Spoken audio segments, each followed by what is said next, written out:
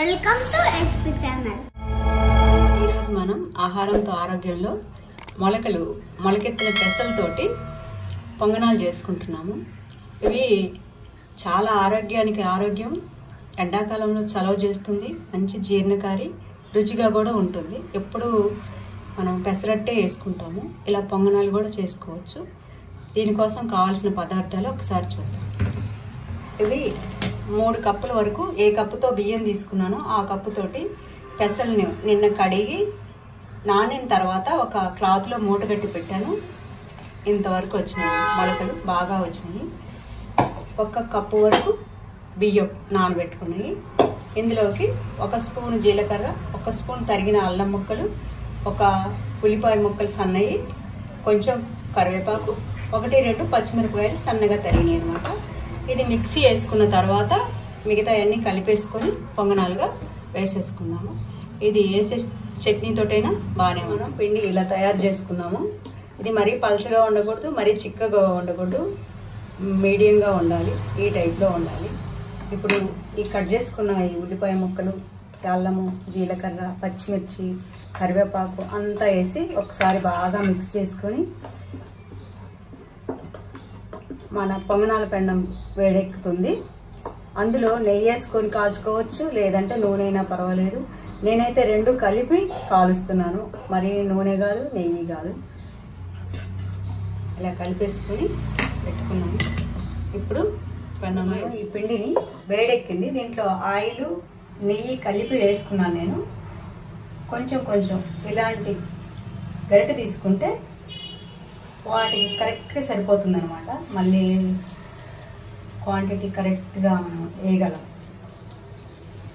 ఇలా వేసుకొని పైన లిడ్ పెట్టి ఉడికించుకొని, ఒకవైపు స్టీమ్ అవుతుంది, ఒకవైపు ఫ్రై అవుతుంది. టేస్ట్ మాత్రం గారెలాగే ఉంటుంది. హెల్త్కి హెల్త్, టేస్ట్కి టేస్ట్ అన్నమాట ఇది. ఇప్పుడు పైన లిడ్ పెట్టి ఉడికిద్దాం. ఇప్పుడు ఒకవైపు ఉడికింది, ఇంకొక వైపు తిప్పుకుందాం. మనం పోర్కుతోనే తిప్పొచ్చు, లేదంటే ఇలా షార్ప్గా ఉండేది ఏదైనా సరే, మన షార్ప్గా ఉండాలి, ఈజీగా మనకు టర్న్ చేసుకోవచ్చు. ఇంతే.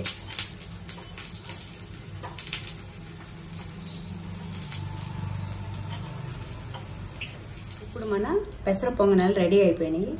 ఇవి మైక్రో గ్రీన్స్ కాబట్టి గ్యాస్ ప్రాబ్లం ఉన్న వాళ్ళకి చాలా మంచిదన్నమాట. చలవ చేస్తుంది, జీర్ణశక్తిని పెంచుతుంది, జీర్ణం త్వరగా అయ్యేలాగా చూసుకుంటుంది. ఇంకోటి ఏంటంటే గ్యాస్ రానివ్వదు. మామూలుగా పెసర అట్టేసుకుంటే గ్యాస్ వస్తుంది కొందరిలో, ప్రాబ్లం ఉన్న వాళ్ళకి. ఈ మైక్రో గ్రీన్స్ కాబట్టి అస్సలు రాదు, నిరభ్యంతరంగా తినొచ్చు. షుగర్ ఉన్న వాళ్ళకి బ్లడ్ షుగర్ని కూడా కంట్రోల్ చేసే గుణం ఉంది ఈ మైక్రో గ్రీన్స్లో. తప్పకుండా ట్రై చేయండి. టేస్ట్, రుచికి రుచి. ఇంకోటి ఏంటంటే హెల్త్కి హెల్త్ అనమాట. ఒకసారి ట్రై చేసి చూడండి, అప్పుడప్పుడు చేసుకోండి, హెల్త్ని కాపాడుకోండి. మరీ చిన్నపిల్లలకైతే ఇది చాలా మంచిది. పోషక విలువలన్నీ మనం అందించిన వాళ్ళం అవుతాము. ఇది పులవబెట్టింది కాదు కాబట్టి, ఫర్మెంటెడ్ కాదు కాబట్టి చాలా త్వరగా డైజెస్ట్ అవుతుంది.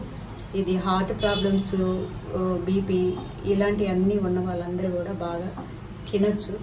గారెలాగా టేస్ట్ని ఇస్తుంది కానీ గారె కాదు, అట్టులాగా టేస్ట్ ఇస్తుంది కానీ అట్టు కాదు. కానీ 2 కాకుండా ఇదొక టేస్ట్, చాలా బాగుంటుంది. ఒకసారి ట్రై చేయండి.